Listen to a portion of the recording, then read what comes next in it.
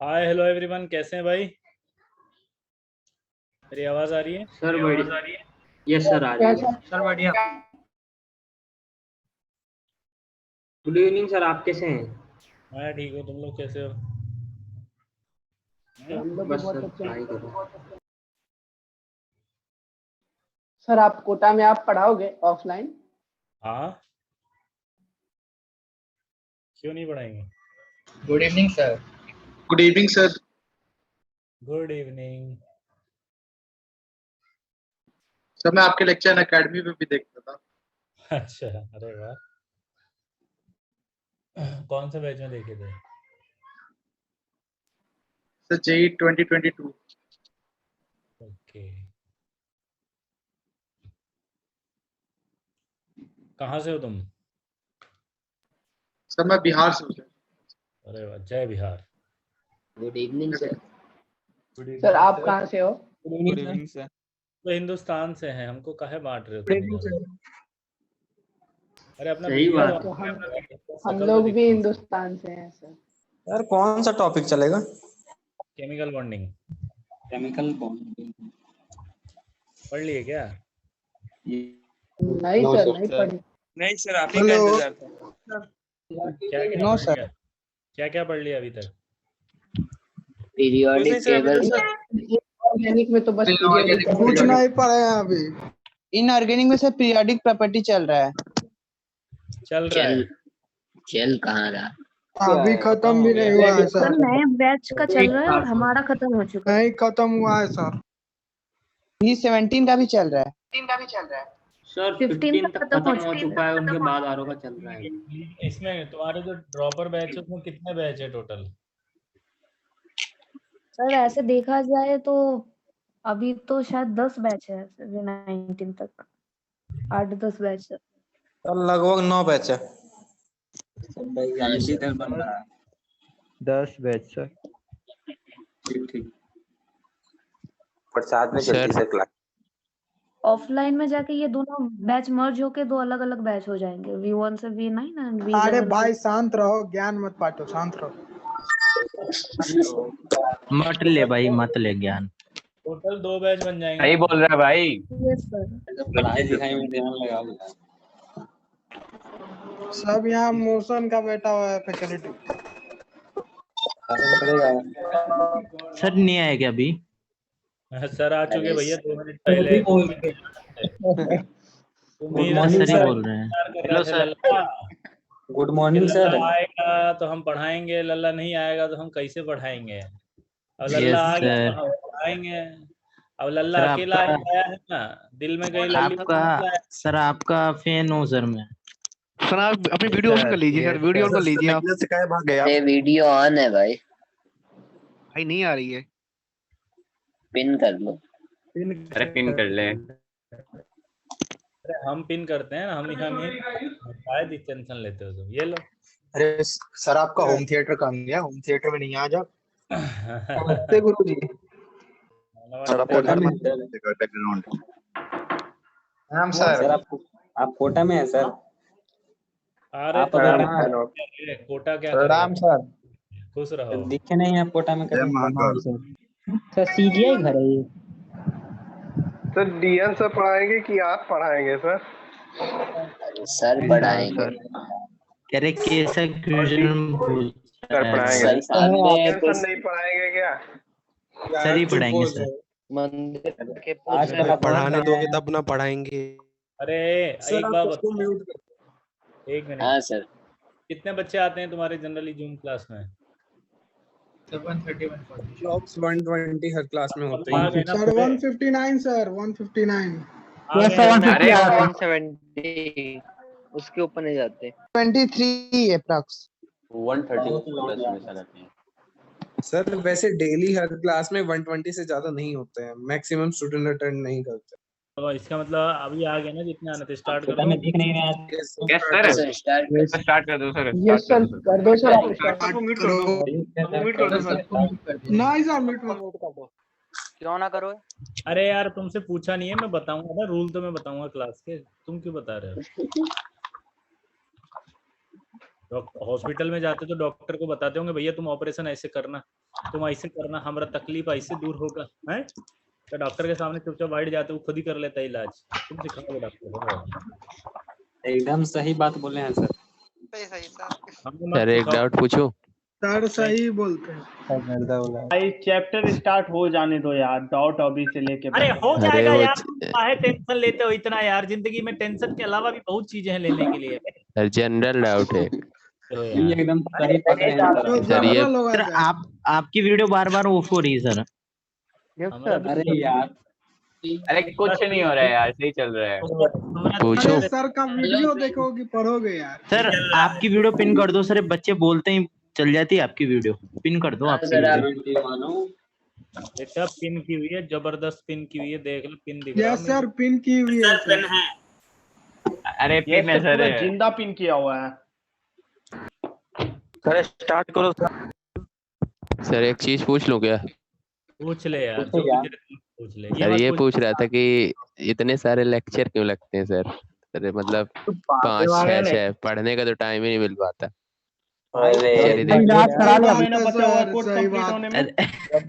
यार सर को तो तुमने जिंदगी में अजीब आदमी। बेटा पाप हैं, तुम पापों को धोने के लिए तो समय तो लगता है ना। अगर बोल रहा हूँ सर, पहले मौज काटी इन लोगों ने, एकदम सही पकड़े हैं सर आप। पापों को धोना तो पड़ेगा ना, 2 साल का पाप 1 साल में धोगे तो क्लास तो ज्यादा लगेगा ना।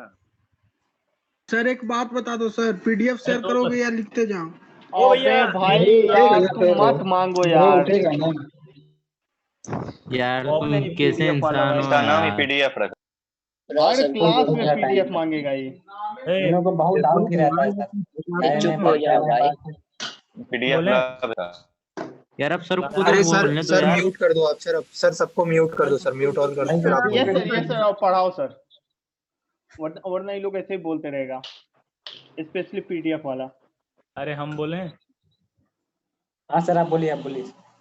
हम बोल रहे हैं कि भैया ऑफलाइन में जैसे पढ़ते हो वैसे ही पढ़ना है। एकदम सर सही बोले। जो नोट्स बनाते हो बोर्ड पर वैसे ही बनाना है, हम कुछ नहीं देंगे। क्लास खत्म मतलब हमारा जिम्मेदारी खत्म। सर आपके आवाज तो अमिताभ बच्चन जैसी लग रही। तुम तो शाहरुख खान लग रहे हो। सर वाले में ही आपका नोट्स बना है? हाँ नोट्स बनाना लेक्चर में जैसे बनाते हैं।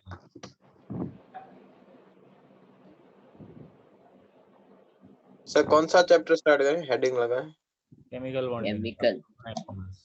अरे जो होगा देख।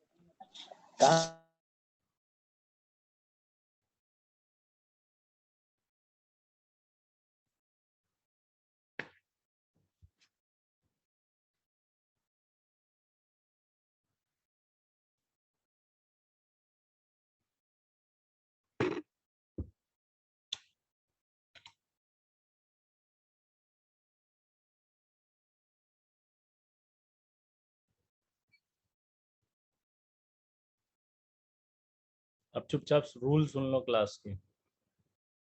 मैं सबसे पहले पूरा समझाऊंगा, आप उसको सुनेंगे, जिससे साथ के साथ नोट्स बनाते जाएंगे जैसे ऑफलाइन में चलते हैं। पहला रूल, जब तक पूरा एक स्लाइड भर नहीं जाता, कंटेंट कंप्लीट नहीं हो जाता, हैंड रेज नहीं करेंगे बीच बीच में, ठीक है। जब एक टॉपिक कंप्लीट होगा, पूरा टॉपिक, उसका मतलब ये नहीं होता है कि ये स्लाइड भर गई है तो वो टॉपिक कंप्लीट हो गया। स्लाइड भर गई है तो आपको लिखने का टाइम दिया जाएगा, फिर अगली स्लाइड पर आएंगे और फिर मैं बोलूँगा आप कोई डाउट हो तो पूछो, तब आप डाउट पूछेंगे। डाउट पूछने के लिए मैं अनम्यूट करूँगा आपको। अनम्यूट जब करेंगे तो एक एक करके आप सब डाउट पूछना। जनरल परसेप्शन बता देता हूँ, जो भी सबका व्यू होता है वो आपको कि स्टार्टिंग में हो सकता है आपको डाउट्स आए, 2 से 5 लेक्चर तक डाउट्स आते हैं, क्योंकि आपको मेरी फ्रीक्वेंसी और मेरे को आपकी फ्रीक्वेंसी में सेट होने में टाइम लगेगा। तो जिन बच्चों को जल्दी समझ में आ जाए वो परेशान नहीं हो, वो किसी दूसरे को इरिटेट ना करें कि अरे भाई तुम काहे पूछ रहे हो, तुम चुप रहो। अगर हम इरिटेट हो रहे होंगे या हमें परेशानी होगी तो हम खुद ही डांट देंगे। अगर वो जेन्युइन डाउट नहीं होगा तो हम खुद ही उसको बोल देंगे। बट आप आपस में कन्वर्सेशन स्टार्ट मत करना जब अनम्यूट करेंगे, तो चुपचाप बैठे रहना जैसे ऑफलाइन में बैठे रहते हैं। हमको मालूम है खराब लगेगा, लेकिन ऑफलाइन में कुछ नहीं कर सकते ना, खराब लगता है तब भी। ऐसे ही यहाँ पर भी बैठे रहना है, ठीक है। 2 से 3 4 लेक्चर 5 लेक्चर जैसे जैसे हम आगे बढ़ेंगे आपके कॉन्सेप्ट्स क्लियर होंगे।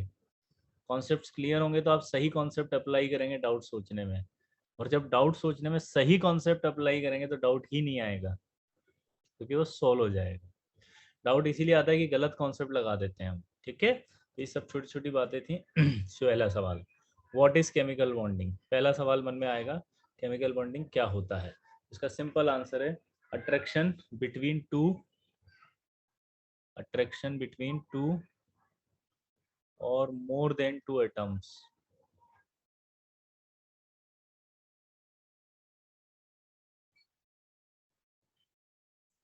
Two atoms in a molecule. Attraction between 2 or more than 2 atoms in a molecule is called chemical bond. Simple है। अब सवाल दूसरा पूछेगा कि केमिकल बॉन्ड क्यों बनता है, तो इसका आंसर होता है कि केमिकल बॉन्ड स्टेबिलिटी गेन करने के लिए बनता है। केमिकल बॉन्ड क्यों बनता है, तो आप आंसर देंगे केमिकल बॉन्ड स्टेबिलिटी गेन करने के लिए बनता है, ठीक है। तो यहाँ आ जाएगा क्यों बनेगा, टू अटेन स्टेबिलिटी। फिर हमारे बचपन में एक डाउट आता था कि स्टेबिलिटी कैसे आती है, तो आपको एक बचपन में पढ़ाया जाता था ऑक्टेट रूल, ठीक है। ऑक्टेट कंप्लीट करके, जैसे ऑक्टेट क्या होता है, मान लो ये Na है, ये Cl है।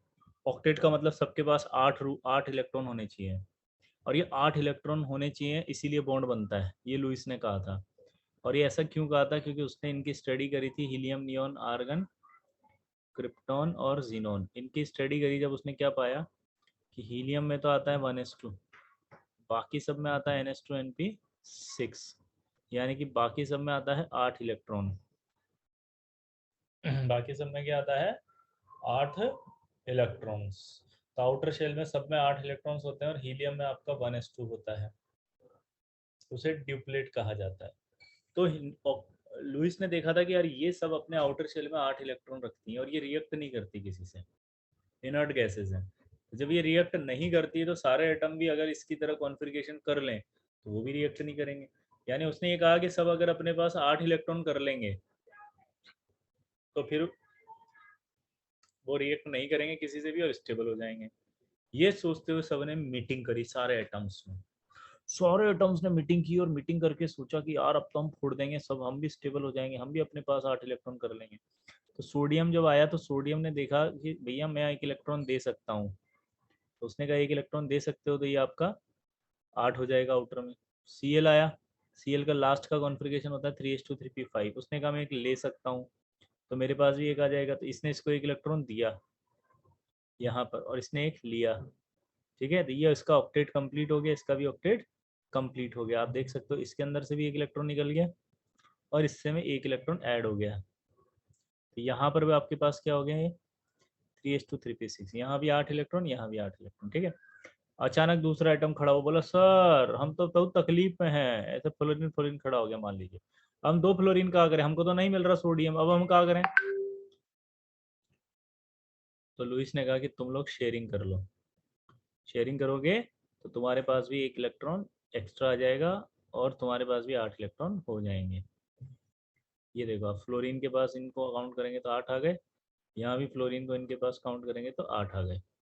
ये कोवेलेंट बॉन्ड बन गया, ये आयनिक बॉन्ड बन गया। 2 तरह के बॉन्ड हो गए हमारे पास, एक कोवेलेंट और एक आयनिक। क्या बोला जल्दी बताओ, 2 तरह के बॉन्ड्स हो गए हमारे पास, एक कोवेलेंट और एक आयनिक, ठीक है। तो एक कोवेलेंट हो गया और एक आयनिक हो गया, और 8 इलेक्ट्रॉन सबके पास हो गए। लुईस की तारीफ हो गई, भाई साहब जबरदस्त, सब 8 इलेक्ट्रॉन करने के लिए बॉन्ड बनाते हैं। बॉन्ड स्टेबिलिटी गेन करने के लिए बनता है, और स्टेबिलिटी ऑक्टेट कंप्लीट करके आती है। भाई साहब जबरदस्त, एकदम फिल्मी स्टाइल में स्वागत, ठीक है। स्वागत हुआ तो बाद में हमें एक डाउट आया कि अच्छा ऑक्टेट कंप्लीट करने के लिए ऐसा होता है, तो फिर तो ये पागल है, ये बड़ा पागल है, ये महापागल है, ये सबसे बड़ा पागल है, ये पागलों का पागल है।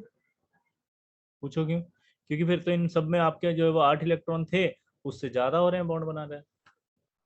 और लुईस का वो कॉन्सेप्ट जिसमें उसने कहा था कि सारे एटम 8 इलेक्ट्रॉन करने के लिए बॉन्ड बनाते हैं, वो तो कॉन्सेप्ट ही फेल हो गया। कि यार सारे एटम अगर 8 इलेक्ट्रॉन कंप्लीट करने के लिए बॉन्ड बनाते हैं, सारे एटम अगर 8 इलेक्ट्रॉन करने के लिए बॉन्ड बनाते हैं, तो ये किसके लिए बॉन्ड बना रहा है? इसमें तो पहले 8 इलेक्ट्रॉन थे, ये तो पागल हो गया। फिर लोग तो इसको देख के बॉन्ड बना रहे हैं कि यार इसकी तरह बन जाए, तो ये बॉन्ड किसको देख के बना रहा है?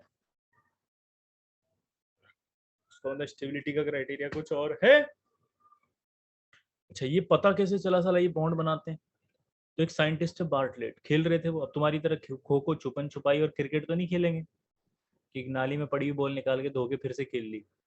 मॉलिक्यूल मॉलिक्यूल खेल रहे थे। साइंटिस्ट का नाम था बार्टलेट। 1962 की बात है, उस समय खेल रहे थे बेचारे। अब क्या खेल रहे थे? मॉलिक्यूल मॉलिक्यूल मॉलिक्यूल मॉलिक्यूल खेलते हुए उन्होंने O2PTF6 की रिएक्शन कराई। किसकी कराई? O2PTF6 की। जब ये O2PTF6 की रिएक्शन हुई तो ये आपके पास बन गया O2PTF6, एक कॉम्प्लेक्स कंपाउंड, आयनिक कलर। ठीक है, कौन सा कंपाउंड बन गया? आयनिक, रेड कलर का आयनिक कंपाउंड।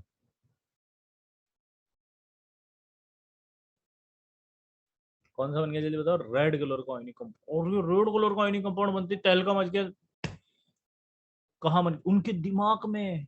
भाई साहब, इस बात से साबित हो गया कि साइंटिस्टों के पास दिमाग होता है, क्योंकि दिमाग खराब हो गया उनका, प्रूव हो गया दिमाग है। दिमाग क्यों खराब हुआ? भाई गॉड, इसलिए क्योंकि उनके पास एक और डेटा पड़ा था, O2 और जीनोन की आयनाइजेशन एनर्जी का data. Oh my God, O2 और जीनोन की आयनाइजेशन एनर्जी का डेटा देखते उनका दिमाग खराब हो गया, क्योंकि उनके दिमाग में एक ख्याल आया। देखें, क्या आपको भी वो ख्याल आ रहा है क्या कि उन्होंने देखा यार O2 की जो आयनाइजेशन एनर्जी होती है वो 1175 किलो जूल पर मोल होती है, और जीनोन की 1170 किलो जूल पर मोल होती है।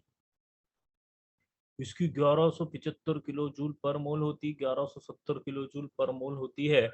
और अगर आप ध्यान से देखो इन दोनों की, तो आपको ऐसा नहीं लग रहा कि अगर O2 से इलेक्ट्रॉन निकल कर ये रेड कलर का एक आयनिक कंपाउंड बन सकता है, तो जीनोन में से भी एक इलेक्ट्रॉन निकाल के ये जीनोन जैसा एक कंपाउंड बना सकता है। जो ख्याल आपके मन में आया, यही ख्याल उनके भी आया। और जब ये ख्याल उनके आया तो वो रिएक्ट कराने की कोशिश करने लगे। रिएक्ट करते ही उनका दिमाग खराब। बताओ क्यों? क्योंकि कॉम्प्लेक्स बन गया। ये कॉम्प्लेक्स बन गया सेम वैसे के वैसी XCPTF6, ये कॉम्प्लेक्स बन गया वैसे के वैसी XCPTF6, और ये आपका आयनिक कंपाउंड था और रेड कलर का कंपाउंड था। ठीक है, ये भी आयनिक कंपाउंड रेड कलर का, और ये कंपाउंड जो था वो फर्स्ट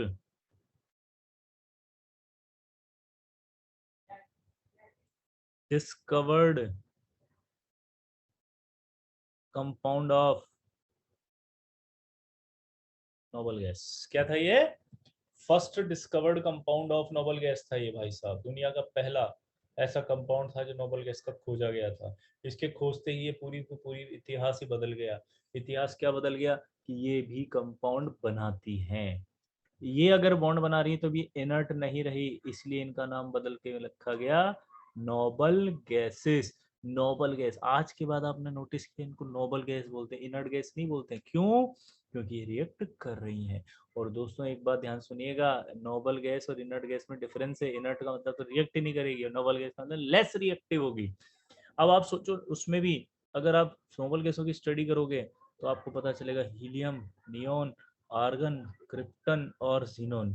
नीचे आने पर आप देखोगे तो आयनाइजेशन एनर्जी घटता है मेरे दोस्त। नीचे आने पर क्या हो जाता है जल्दी बताओ?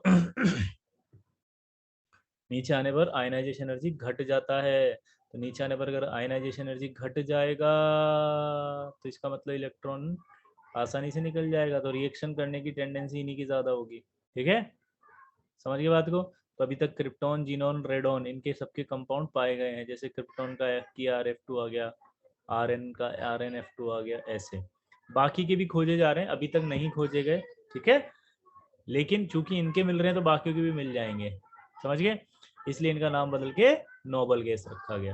तो ये आपको समझ में आया अभी तक कि भैया स्टेबिलिटी का जो क्राइटेरिया है वो थर्मल, वो आपका ऑक्टेट कंप्लीट करना नहीं है। वो ऑक्टेट कंप्लीट करना नहीं है। अब आप इसको नोट करो फटाफट, जल्दी से, फटाफट। अगर आप लिख लो तो थंब मार देना नोटिफिकेशन में जाके।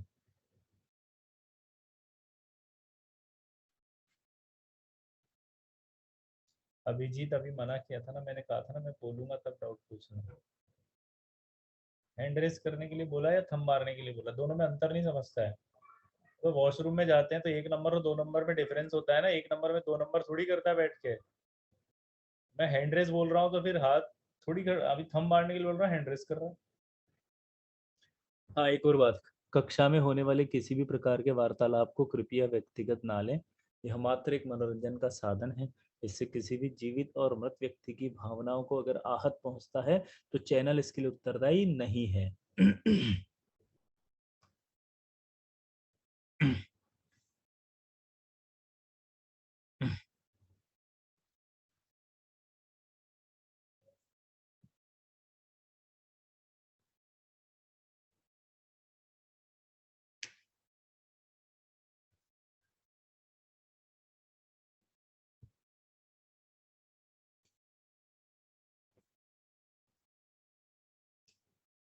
हो गया, आगे बढ़ो, अगली स्लाइड, ये लो।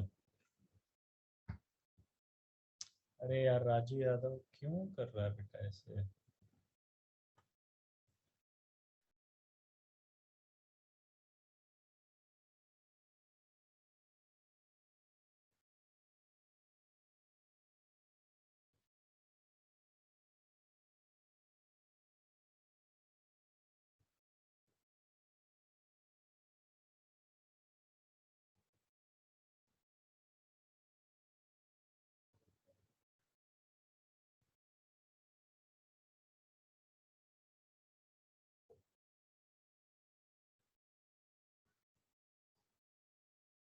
हो गया?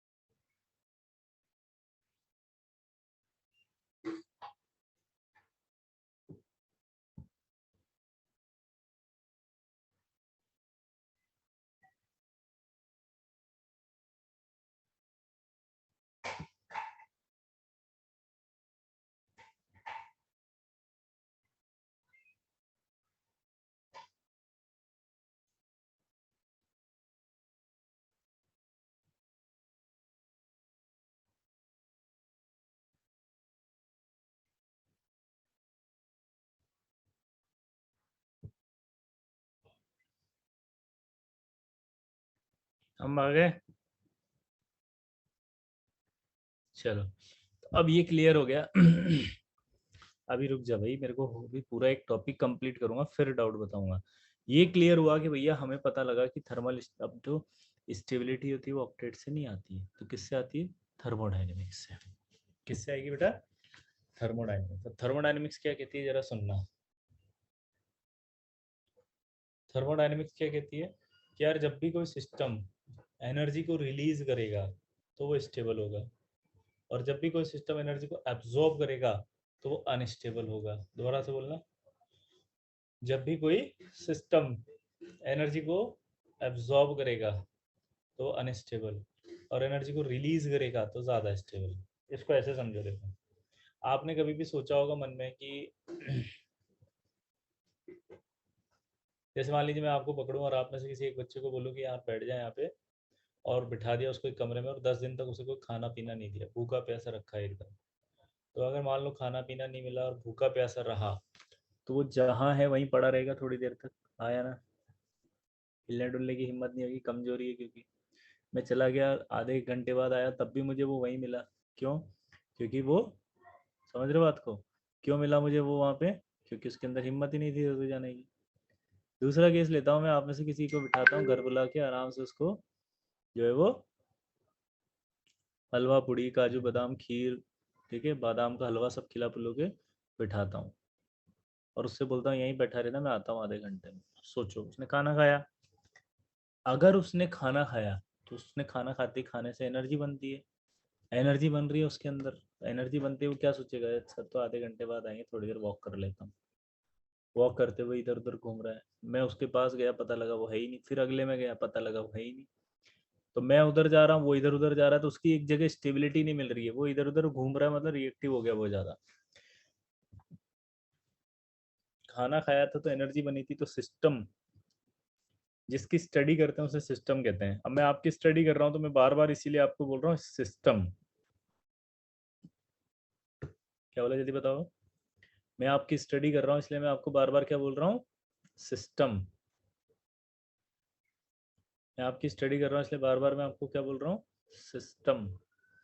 तो अगर सिस्टम ने एनर्जी एब्जॉर्ब की थी तो वो अनस्टेबल हो गया था। जब आपने खाना खाया और अंदर एनर्जी बनी तो आप अनस्टेबल हो गए ना, इधर उधर चले गए। और जब सिस्टम एनर्जी रिलीज कर रहा था, देखो अब आप क्या था, आपने खाना नहीं खाया तो आपको एनर्जी नहीं मिली, तो आपकी एनर्जी खर्च हो रही है। कैसे खर्च हो रही है कि आप भूखे हो इसलिए आपके अंदर स्टोर्ड एनर्जी खर्च कर रहा है वो, तो आप एक जगह ही पड़े हुए हो।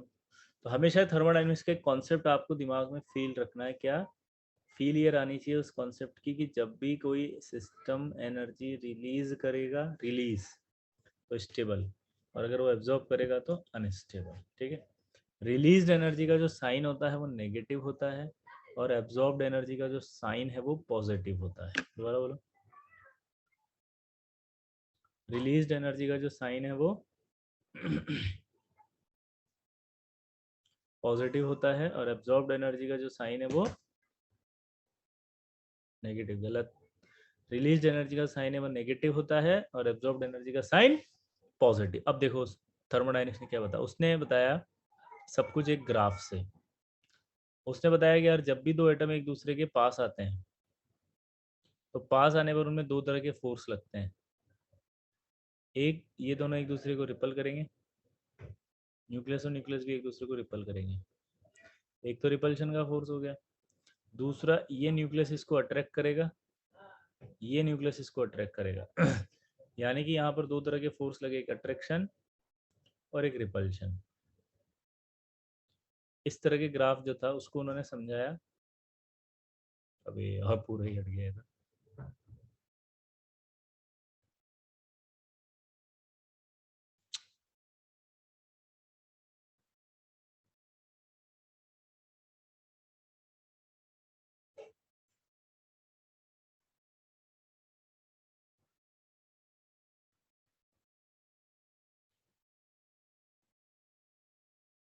ठीक है, थोड़ा ग्राफ को मत देखना यार, पता नहीं है तो मिटता भी तो नहीं है, तो सारा ही मर जाता है।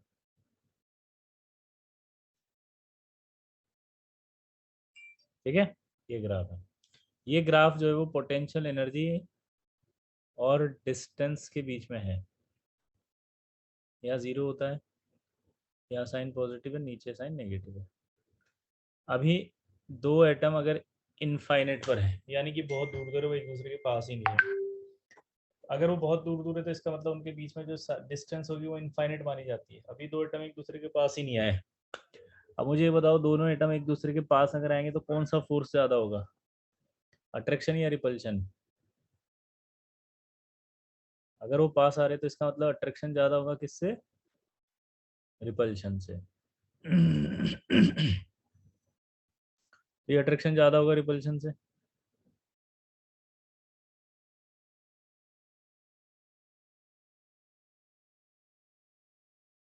पास आ रहे हैं, वो पास क्यों आ रहे हैं बताओ?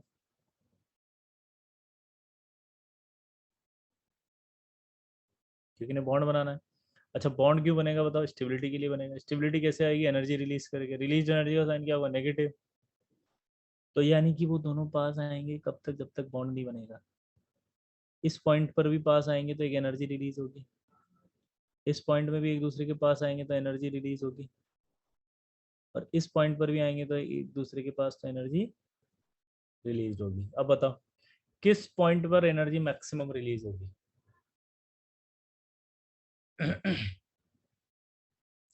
किस पॉइंट पर एनर्जी मैक्सिमम रिलीज होगी?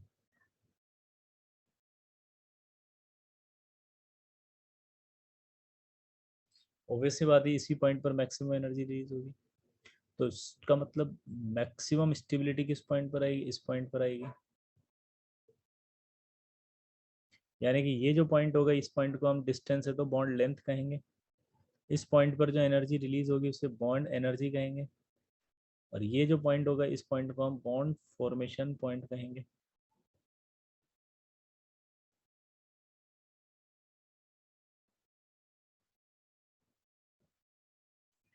बॉन्ड फॉर्मेशन पॉइंट, ठीक है, क्लियर। तो ये स्टेबिलिटी का क्राइटेरिया होता है, इसे कहते हैं पोटेंशियल एनर्जी कर्व और डिस्टेंस। अब आपसे छोटे छोटे सवाल पूछेगा, जैसे पहला तो ये बताओ इसका मतलब बॉन्ड अगर बना, नोट करके यहाँ लिखना, बॉन्ड फॉर्म हो रहा है तो एनर्जी रिलीज हो रही है कि नहीं हो रही? यानी कि बॉन्ड फॉर्मेशन कैसा प्रोसेस हुआ? एक्सोथर्मिस। और बॉन्ड ब्रेकिंग कौन सा हुआ?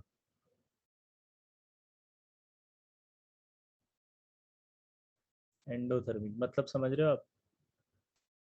मतलब ये है कि अगर हम बॉन्ड बनाएंगे तो एनर्जी रिलीज होगी, जो एनर्जी रिलीज हुई अगर उसी को वापस दे देंगे, जो एनर्जी रिलीज हुई उसी को अगर हम वापस दे देंगे तो क्या होगा? वो जो एनर्जी रिलीज हुई उसी को वापस दे देंगे तो क्या होगा? वो बॉन्ड ब्रेक हो जाएगा। तो बॉन्ड ब्रेक करने के लिए एनर्जी क्या हो रही है? देनी पड़ रही है। तो बॉन्ड ब्रेक करने के लिए एनर्जी देनी पड़ रही है, तो इसका मतलब क्या हुआ? वो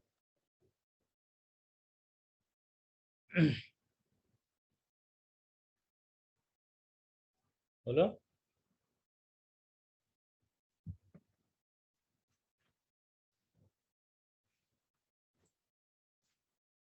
देनी पड़ रही है तो क्या हुआ? वो एंडोथर्मिक प्रोसेस। चलो अब एक बार पहले डाउट्स ले लेते हैं आपके। मैं अनम्यूट कर रहा हूँ, आराम से पूछना एक एक स्लाइड से, चिल्लाना नहीं। इस वाली स्लाइड में, पहली वाली स्लाइड में जो भी डाउट हो वो पूछो। अनम्यूट कर दिया मैंने, पूछ सकते हैं आप लोग।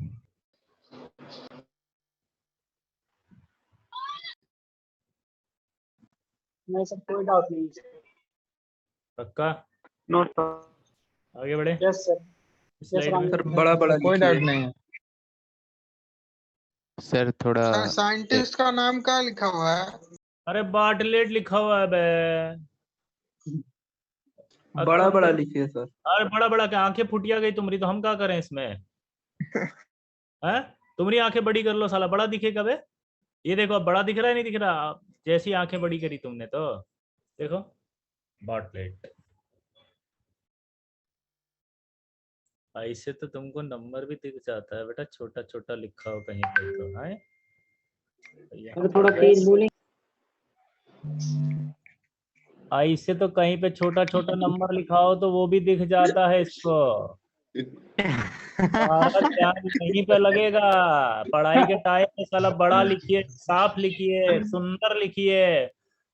नंबर तो कैसा भी हो तो उसकी जांच करते हो कि सुंदर है कि नहीं, कहाँ है कि नहीं, सही है कि नहीं। बिना सोचे समझे साला कलवा घुमा देते हैं।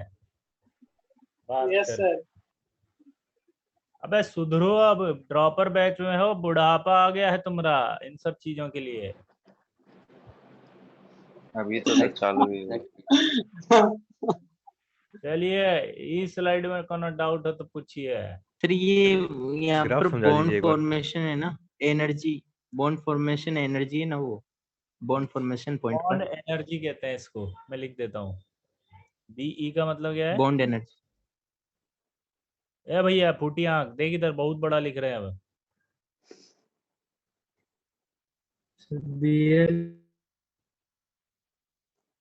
और एक चीज समझिए, बॉन्ड एनर्जी और बॉन्ड डिसोसिएशन एनर्जी। अरे फूटी आंख, दिख रहा है तुमको वे? Yes sir. नहीं, अब भी नहीं दिख रहा है तो तुम्हारी आंख ही खराब हो चुकी है, तुम्हारा आंख का गाजर मतलब खराब हो सर चुका है। सर पास में आएंगे तो रिपल्शन भी तो बढ़ जाएगा। सर बॉन्ड बॉन्ड लेंथ से कम डिस्टेंस होगा तो क्या होगा सर? यही बता रहा था मैं बेटा, इस पॉइंट के आगे पास आओगे तो न्यूक्लियस न्यूक्लियस का रिपल्शन और इलेक्ट्रॉन का रिपल्शन बढ़ जाएगा, तो एनर्जी बढ़ने लगेगी। जैसे आप दो दोस्त हो, एक दूसरे के पास आ रहे पास आ रहे पास आ रहे पास आ रहे, लेकिन एक लेवल से पास आते धक्का पड़ेगा ना, आया ना? ये पॉइंट तक अट्रैक्शन ज्यादा होगा ना रिपल्सन से। जी, इस पॉइंट के आगे आते ही रिपल्शन बढ़ना शुरू हो जाता है।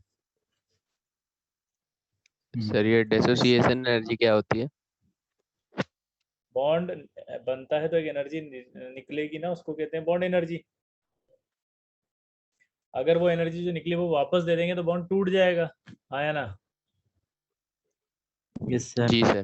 बॉन्ड अगर टूटी तो बॉन्ड तोड़ने के लिए जो एनर्जी की रिक्वायरमेंट होती है उसे क्या कहते हैं? सर एक बार बताइए सर, ये जो बॉन्ड एनर्जी बनती है उसको बनती पूछने रिलीज होती है। तुम्हें समझ में आया जिसने पूछा था?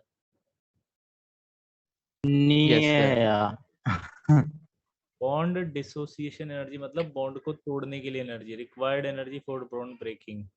लिख देता हूं मैं, रिक्वायर्ड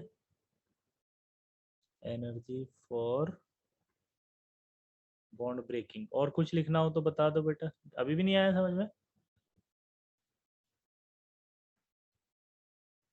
आ गया सर, कंटिन्यू। आ गया सर, आ गया सर। एक्सोथर्मिक और bond breaking endothermic. Yes sir, yes sir. Sir R equal to infinity का मतलब क्या है?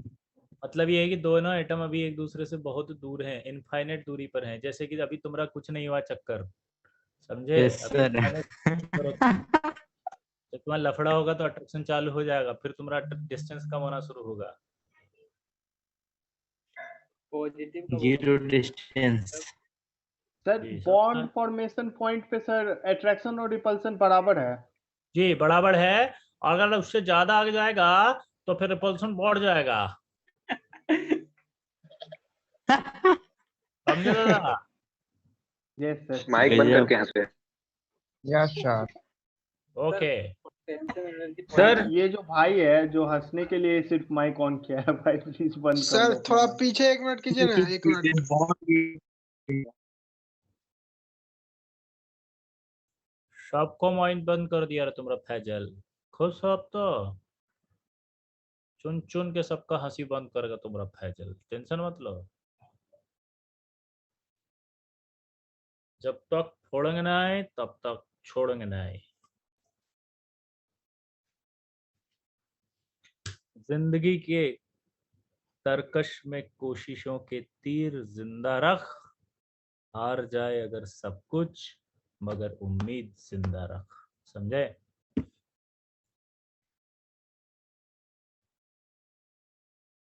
चलो अब एक सवाल पूछा आईटी वाले ने,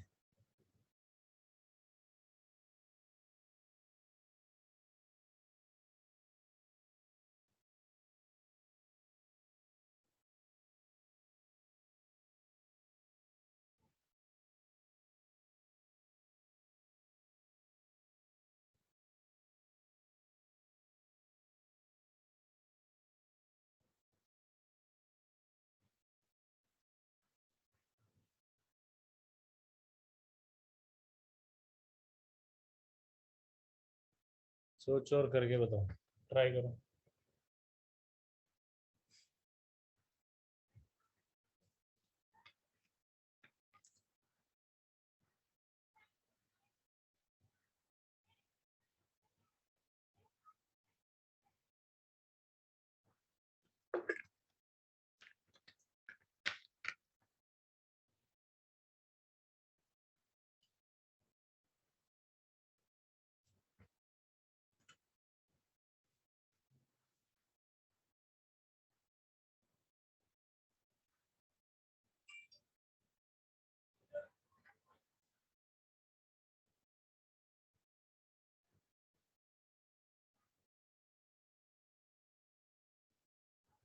अब देखो सबसे इंपॉर्टेंट है, अब आंसर जाएगा दिल्ली। पूछो क्यों, सोच लिया होगा आप लोगों ने।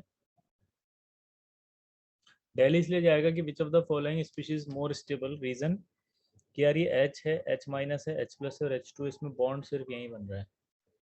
अगर आप देखोगे तो H2 में ही बॉन्ड बन रहा है। किस में बन रहा है बॉन्ड?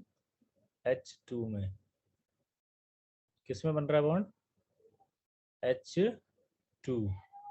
तो सबसे ज्यादा स्टेबिलिटी ऑब्वियस सी बात H2 में ही आएगी, क्योंकि हमने क्या कहा था कि बॉन्ड फॉर्मेशन से ही स्टेबिलिटी आती है। ये एक जेई का सवाल था जो आपने किया भी बैठे बैठे ही। अब आपको अगर मैं ये नहीं बता तो आप एक जगह फंस जाते हैं। फंस कैसे जाते हैं कि H माइनस होता तो आप सोचते 1s2। 1s2 में तो आपका हीलियम कॉन्फ़िगरेशन है, हीलियम कॉन्फ़िगरेशन है तो आपको लगता है यार ये तो हीलियम जैसा स्टेबल होना चाहिए था, सबसे ज़्यादा तो ये होना चाहिए। नहीं, सबसे ज़्यादा तो H2 ही होगा, क्योंकि बॉन्ड बन रहा है और बॉन्ड फॉर्मेशन में जो एनर्जी रिलीज होती है वो किसी भी प्रोसेस से ज़्यादा होती है। ठीक है, तो यहीं निकलेगा ये सबसे ज़्यादा स्टेबल। अब आपको उठपटांग डाउट आएंगे, इनमें ज़्यादा स्टेबल सेकंड नंबर का कौन होगा? ये। थर्ड का कौन होगा? ये। फोर्थ का कौन होगा? ये। क्यों? क्योंकि H प्लस है, ये प्लस वाला इलेक्ट्रॉन जल्दी लेना चाहेगा तो रिएक्ट जल्दी करेगा, रिएक्ट जल्दी करेगा, इसलिए सबसे कम स्टेबल होगा। ठीक है, इस तरह के छोटे छोटे डाउट्स आपके मन में आएंगे जो ऑलरेडी मैं क्लियर करता जा रहा हूँ। अब एक जी एडवांस का सवाल है, उसने क्या पूछा था? Order of thermal stability.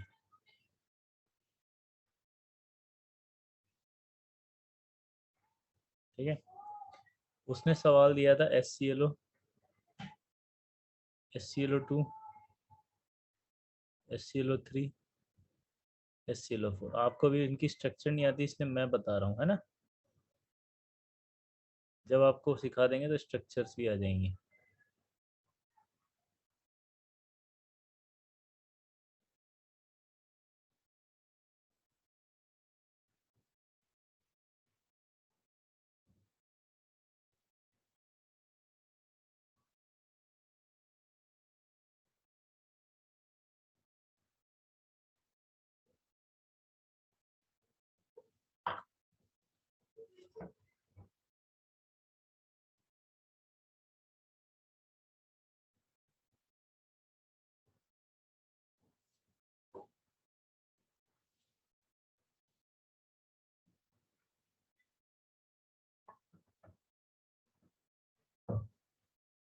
सोचो।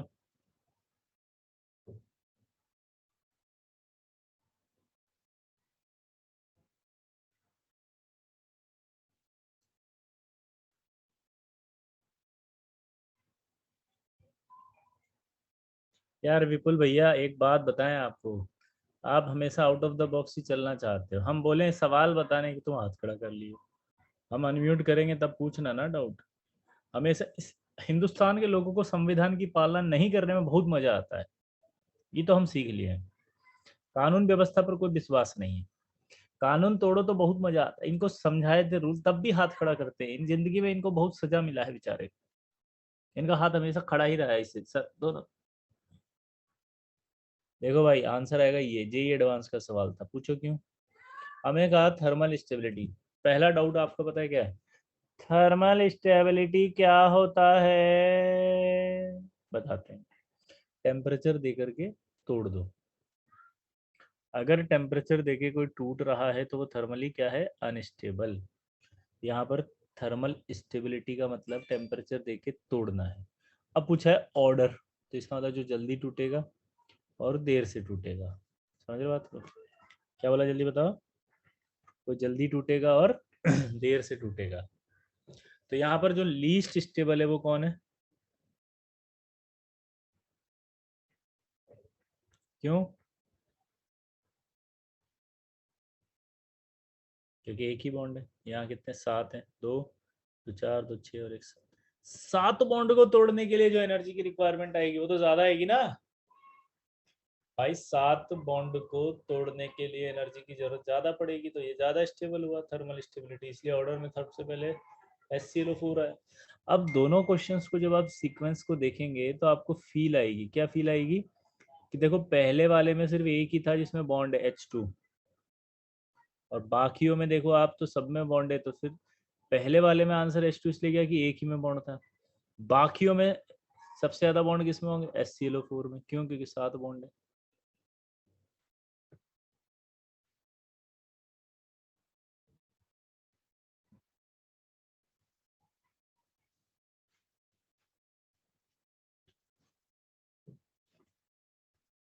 बोलो,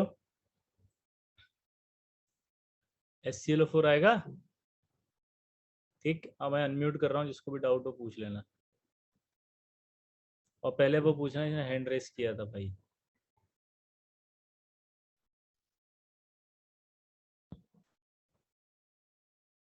नहीं नहीं, सबको ही कर दिया ना, तो जिसको जो डाउट हो पूछना। ये म्यूट ऑल कर दिया।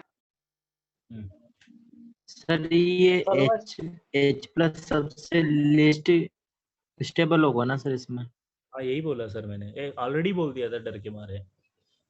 सर थर्मल स्टेबिलिटी क्या होती है? दूसरा क्वेश्चन भैया, तुमको जो है वो कढ़ाई में डाल के गर्म पानी में जो है वो सिका के डाल दें, उसको कहते हैं थर्मल स्टेबिलिटी। अगर तुम पहले लुढ़क गए तो इसका मतलब तुम कम स्टेबल है। तुम्हारा दोस्त अगर बाद में लुढ़का तो वो ज्यादा स्टेबल है। समझ में आया तुमको? थर्मल स्टेबिलिटी, थर्मल का मतलब स्टेबिलिटी, टेम्परेचर से रिलेटेड स्टेबिलिटी, हीट देख। सर इसमें ऑक्सीडेशन स्टेट से भी तो देख सकते हैं ना? सर अभी हम क्या पढ़ा है आपको? बॉन्ड बनता है क्यों? स्टेबिलिटी के लिए। स्टेबिलिटी कैसे आती है? एनर्जी रिलीज होके। ज्यादा बॉन्ड बना होगा तो ज्यादा एनर्जी रिलीज हुई होगी, हाँ या ना? हेलो। Yes sir. और ज्यादा एनर्जी, ज्यादा बॉन्ड बने होंगे तो ज्यादा स्टेबिलिटी आई होगी। तो उसी से देखेंगे ना। अभी तो ऑक्सीडेशन स्टेट क्या होती है हमको पता ही नहीं है। कैसे बता दें हम जब हमें यही नहीं पता ऑक्सीडेशन स्टेट किसे कहते हैं? तुम समझ रहे हो लल्ला? सर ऑक्टेट कंप्लीशन से ज्यादा हम बॉन्ड एनर्जी के देखेंगे मतलब पहले। जी सर, यही पढ़ा रहे हैं हम इतनी देर से। एक बार फिर से बता दीजिए, मैं लेफ्ट हो गया था क्योंकि आपकी आवाज नहीं आ रही। सर एक तो आपकी आवाज बहुत धीमे आ रही है सर। धीमे आ रही है? सही आ रही है, सही आ रही है। नहीं सर, सही आ रहा है। सही आ रहा है सर। सही है सर। और इसको ऐसे डाल लो इधर से, यहाँ से निकाल लो, कान साफ हो जाए। आवाज सही है लेकिन पूरी आवाज चली गई थी सर टाइम।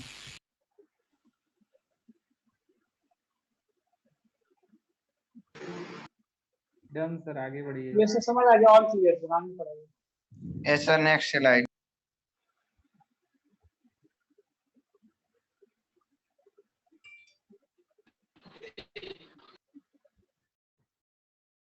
अगला हेडिंग आएगा covalency.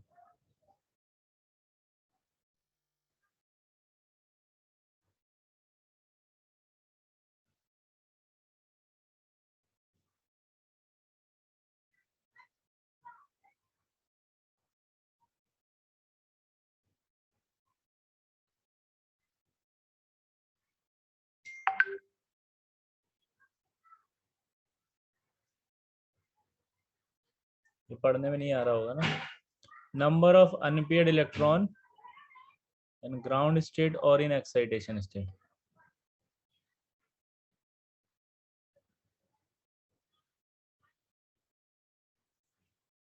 Number of unpaired electrons in ground state और इन एक्साइटेशन स्टेट। ठीक है। अब जैसे मान लीजिए Cl की बात करें,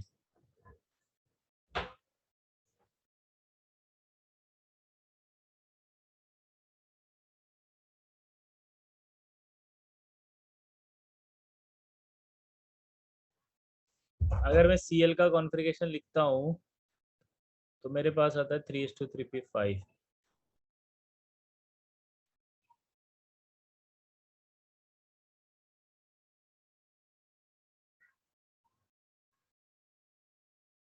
मुझे बताओ 3:3p5 में अभी कितने अनपेयर्ड इलेक्ट्रॉन दिखाई दे रहे हैं? एक। ये कहलाता है ग्राउंड स्टेट कॉन्फ़िगरेशन। तो बताओ ग्राउंड स्टेट कॉन्फ़िगरेशन में इसकी कोवेलेंसी कितनी कहलाएगी? 1। लेकिन आपको पता है इसमें 3D खाली पड़ा रहता है। तो क्या Cl अपना एक इलेक्ट्रॉन यहाँ से एक्साइट करेगा?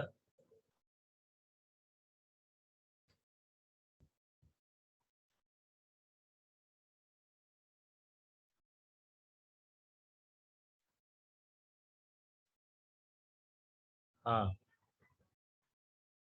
ये कहलाएगा फर्स्ट एक्साइटेशन स्टेट में कॉन्फ़िगरेशन।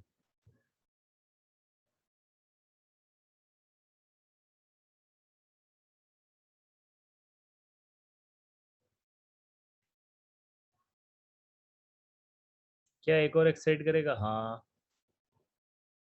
यहाँ से चला जाएगा।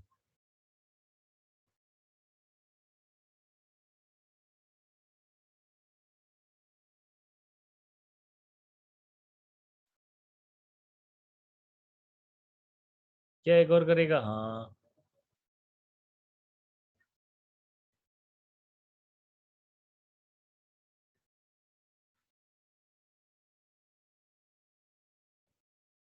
इसे कहते हैं थर्ड एक्साइटेशन स्टेट।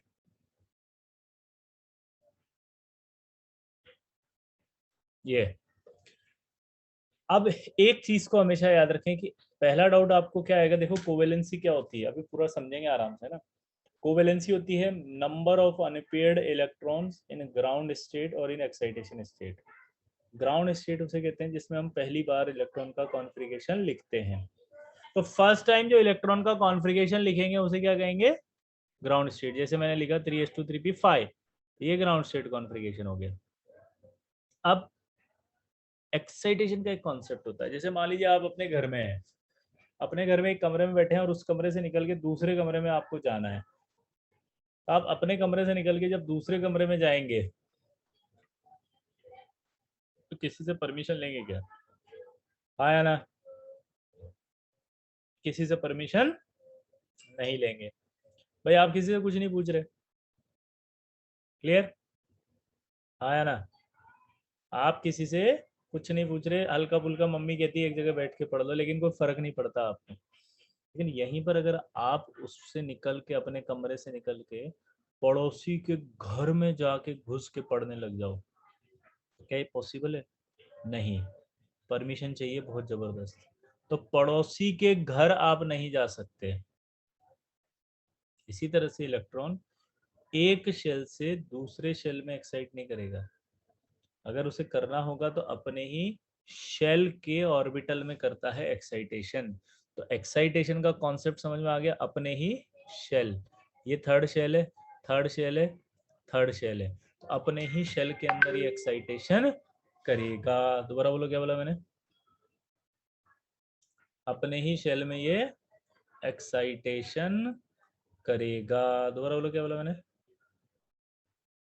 अपने ही शेल में ये एक्साइटेशन करेगा। क्लियर दोस्तों? तो एक्साइटेशन अपने ही शेल में होगा। तो क्या इसके अंदर Cl में ये 3d ऑर्बिटल जो इसी शेल का है खाली है क्या? हाँ। तो क्या एक्साइट कर सकता है क्या? हाँ। तो जब ये एक्साइटेशन इसने किया तो इसके पास कितने कितने अनपेयर्ड बचे? 1 3 5 7। ये ग्राउंड स्टेट में बचा था, ये फर्स्ट एक्साइटेशन स्टेट में बचा था, ये सेकेंड एक्साइटेशन स्टेट में बचा था, ये थर्ड एक्साइटेशन में हुआ। तो मैक्सिमम कोवेलेंसी जो Cl की है वो कितनी होगी? 7। यानी कि Cl मैक्सिमम कितने बॉन्ड बना सकता है? 7। पीछे वाले सवाल को अगर आप ध्यान से देखो तो इसमें इसने 1 बॉन्ड बनाया था, यहाँ 3 बनाया था, यहाँ 5 बनाया था, यहाँ 7 बनाया था। मैक्सिमम बॉन्ड बने होंगे 7, तो मैक्सिमम एनर्जी रिलीज हुई होगी, इसलिए मैक्सिमम स्टेबल हुआ था। इसलिए ये क्या हुआ था? Maximum stable.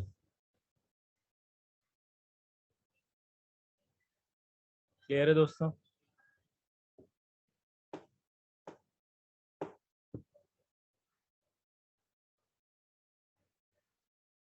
अब एक सवाल मेरे मन में अभी भी है, पता हो क्या?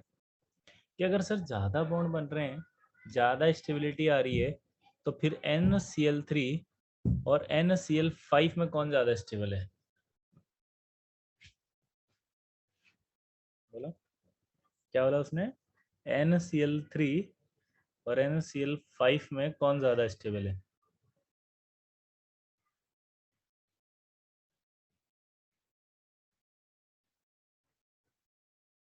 NCl5 होना चाहिए ना, 5 बॉन्ड में 5 बॉन्ड तो ज्यादा स्टेबल होगा। तो यहाँ तो बहुत बड़ी प्रॉब्लम आ गई। NCl3 exist but NCl5 does not exist.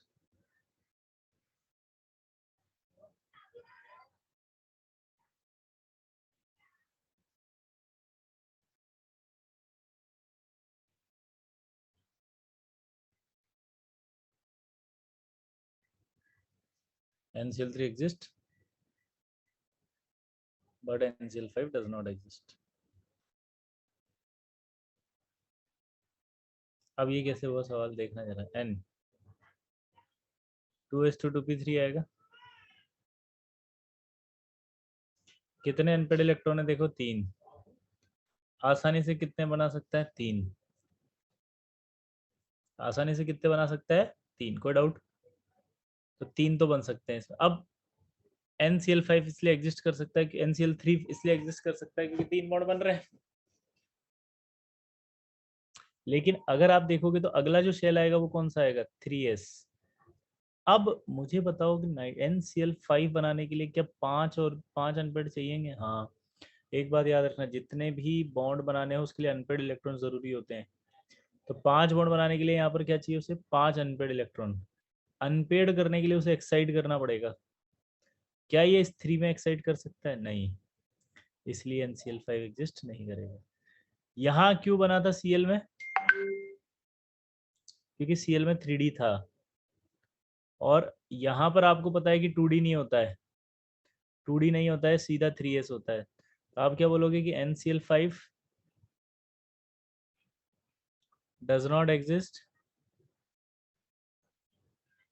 due to absence of vacant 2D orbital. Clear? तो NCl5 एग्जिस्ट नहीं करेगा। सेम सिमिलर सवाल आपको सोचना है। अब चलो सोचो, OF2, OF4 और OF6 इनमें से कौन एग्जिस्ट करेगा और कौन नहीं करेगा? सोचो।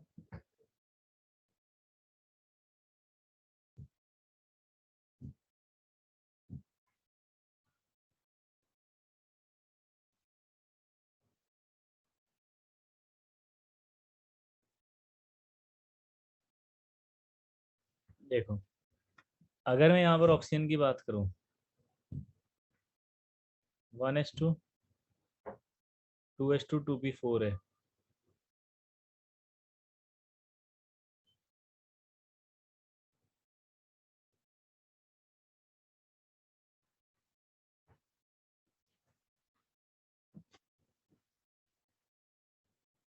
ठीक है, कितने अनपेड इलेक्ट्रॉन्स हैं यहाँ? 2।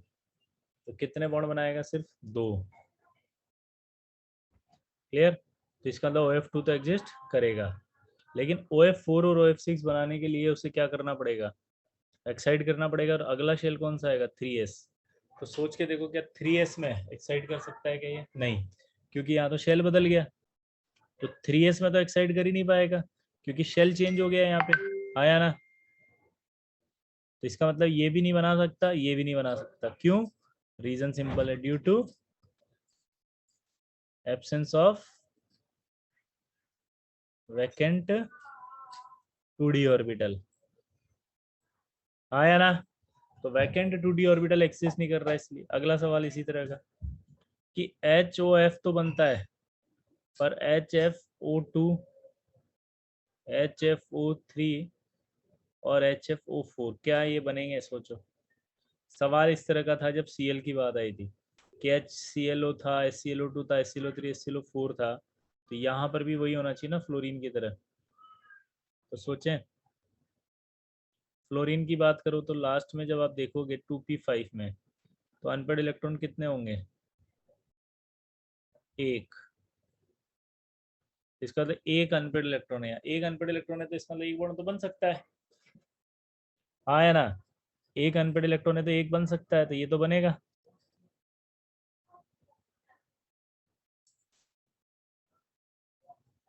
ये कभी नहीं बन सकते क्योंकि यहाँ पर भी जो अगला शेल आएगा वो 3s आएगा। तो ये सब भी नहीं कर रहे। एग्जैक्ट रीजन क्या दोगे आप? Due to absence of vacant 2D orbital. आया ना? आया ना? सिंपल है।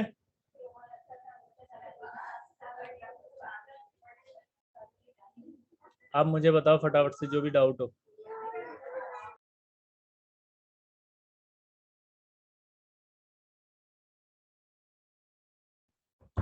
आ गया न्यूट, ये रहा। बोलो भाई। All clear sir. Sir clear है पर नो सर सर क्लियर है पर वो 2D क्यों लिख देते हैं, ये नहीं समझ में आता। फिर क्यों लिखे सोचो आप। वही सोच रहा था बहुत देर से। अरे भैया 2D होता तो वही शेल होता ना, सेम एनर्जी वाला। सेम शेल में तो एक्साइटेशन हो जाता है। सर 2D 3S के बाद आता है सर, नहीं होगा और क्या। सर टाइम हो गया। टाइम हो गया भाई, पढ़ो ना थोड़ा सा। सर एक बार लास्ट वाला एग्जांपल वापस बताना। HOF में सिर्फ F आएगा, 2p5 पे एक ही अनपेड इलेक्ट्रॉन है, हाँ या ना। बहुत तेज है। Yes sir. एक ही बॉन्ड बना सकता है ना। आराम से बोल भाई। Yes sir. दूर से बोल। इसके लिए 7 चाहिए तो 7 कहाँ से लाएगा अनपेड इलेक्ट्रॉन, क्योंकि अगला शेल तो 3 आएगा, 3 के अंदर एक्साइट थोड़ी हो सकता है नेक्स्ट शेल में। सर चलिए फिर मिलते हैं अगली क्लास सर। में। Tata bye bye. सर आज बहुत जल्दी आज खत्म हो गई बेसिक ही पढ़ाया है आपने।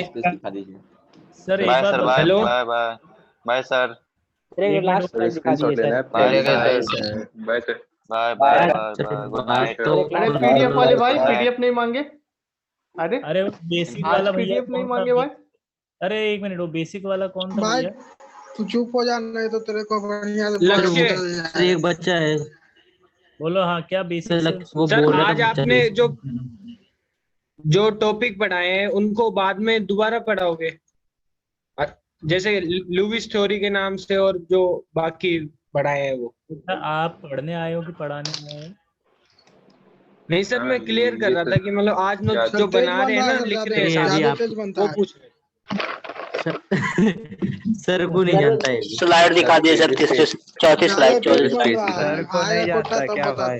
बोर्ड ऑफ सर जब ऑफलाइन शुरू हो जाएगा तो बोर्ड पे पढ़ाओगे ना। और पहले वाली सर। नहीं ऑफलाइन शुरू हो जाएगा तो सजेशन मत दिया करो यार।